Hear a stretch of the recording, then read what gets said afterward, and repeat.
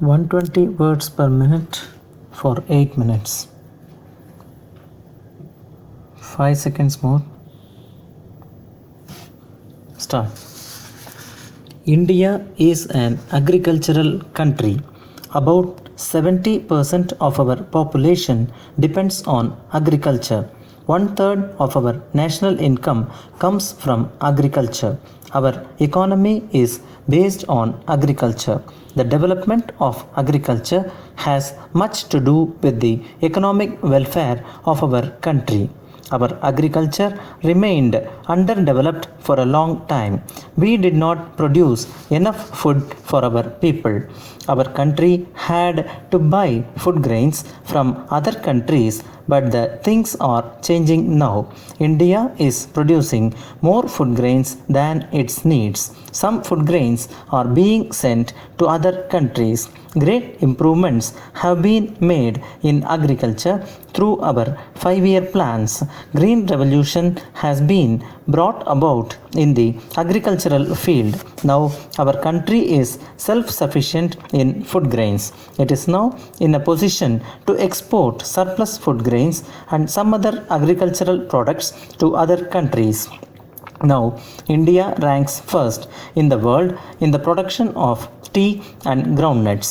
It ranks second in the world in the production of rice, sugarcane, jute, and oil seeds. Till recent past, before independence, our agriculture depended on rains. As a result, our agricultural produce was very small. In case the monsoons were good, we got a good harvest, and in case the monsoons were not good, the crops failed and there was famine in some parts of the country. After the independence, our government made plans for the development of its agriculture. Dams were constructed across many of the main rivers and canals were dug out to provide water for the irrigation of the land. Tube wells and pump sets were provided to the farmers to irrigate the fields where canal water could not reach. The use of better seeds, fertilizers, and new techniques in agriculture has brought about a revolution called the Green Revolution in agriculture. Our agriculture produce has increased manifolds, but the progress is still not sufficient. Our population is growing at a fast rate. Every year we have millions of new mouths to be fed. We must check this fast growing population. In the past, irrigation facilities were not sufficient. Farmers depended mainly on rainwater for irrigation. Canals and tube wells were very few. Under the 5-year plans, our government has built dams on many of the rivers. Bakra Nangal project, Damodar Valley project, Hirakud Dam, Nagarjuna Sagar Dam, Krishna Sagar Dam and Mettur Dam are some of these dams. Water is stored in big lakes and reservoirs for generating electricity for our industries and agriculture. Water of the dams is being taken by canals to distant lands for irrigation. Tube wells and pumping sets have been supplied to the farmers. Now more land is irrigated and better crops are produced. Our land was losing its fertility, being put to cultivation continuously for years together.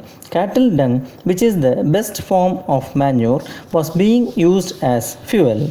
The use of manures and fertilizers helps to restore the fertility of the soil.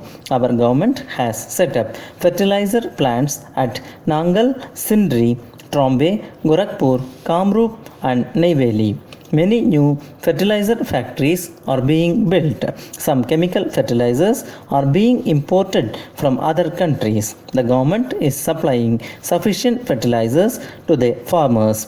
The use of these chemical fertilizers has increased our agriculture produce manifolds. Our farmers were using the primitive methods of agriculture. For years, they have been sowing the seeds produced by themselves. These seeds were not quality seeds and their yield was low. Now high yielding varieties from government farms are being supplied to the farmers. These improved and better seeds have considerably raised our farm produce. The area of the land under cultivation has been decreasing year after year. More and more land is required for building houses, factories, roads, and other buildings. Therefore, the area of the land under cultivation is decreasing. To meet this shortage, more and more barren, waste, and cooler land should be reclaimed and brought under plough. Our government is reclaiming more wasteland and it is being brought under cultivation by using proper chemicals and irrigation facilities. Insects and diseases cause great harm to the crops. The crops must be protected against pests and insects to get proper yield. The government is supplying pesticides and insecticides to the farmers at subsidized rates. The use of pesticides and insecticides has increased the quantity and quality of agriculture produce. The soil has been losing its fertility by the sowing of the same crops year after year. The rotation of crops is a good method to get better yield from the land. By changing the crop pattern, the land remains fertile and produces better crops. The farmers have been taken up crop rotation. Our farmers have been using old methods and old implements for farming. Our farmers have been using wooden plough for centuries. It could not plough the land quite deep. Now iron ploughs are being used.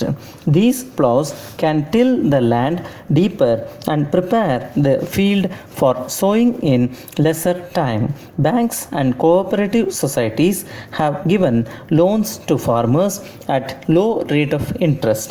The farmers have bought new implements, fertilizers, improved seeds and farm machinery with these loans. A large number of farmers now use tractors for plowing, sowing and reaping the crops. They have brought new implements for farming. The farming has become more easy and convenient. This has given a forward push to the agricultural production in our country. Now the government is trying to educate the farmers. Agriculture colleges and universities have been set up. They give all type of knowledge regarding agricultural science to the young farm students. These colleges and universities organize orientation courses for the farmers. These courses train the people in modern techniques and methods of farming. The Doordarshan and Akashvani are also educating the farmers regarding the new techniques in farming.